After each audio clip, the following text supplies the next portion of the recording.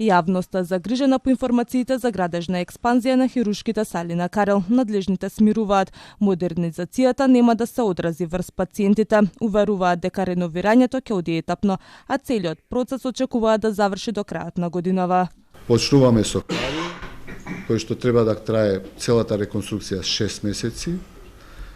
Потоа продолжуваме со хирушките сали во клинички центар. Од 1 април до некаде средина на јуни треба да заврши.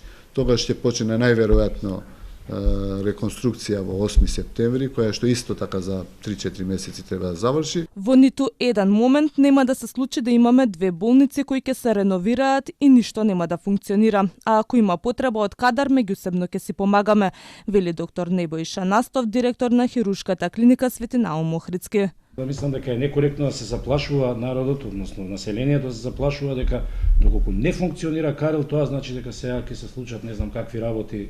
Како ќе се завршува се реновирање на еден дел, тоа така ќе продолжува реновирањето на друг дел, но за цело време покриеноста ќе биде соодветна за населението кој што го покриваат овие три болници. Владата најави реконструкција на хирушкиот дел во градската општа болница 8 септември, за кој се предвидени 12 милиони евра. Со овие пари треба да се реновираат 7 операциони сали, одделот за интензивна нега, простории за стерилизација, биохемиска, микробиолошка и патолошка лабораторија, санација на кровот на болницата, поставување на ефикасен систем за грејење и ладење, а за прв пат ќе се воведе и роботска хирургија. Плановите се во октомври да заврши реконструирањето на градската болница. Показател колку владата и Министерството за здравство се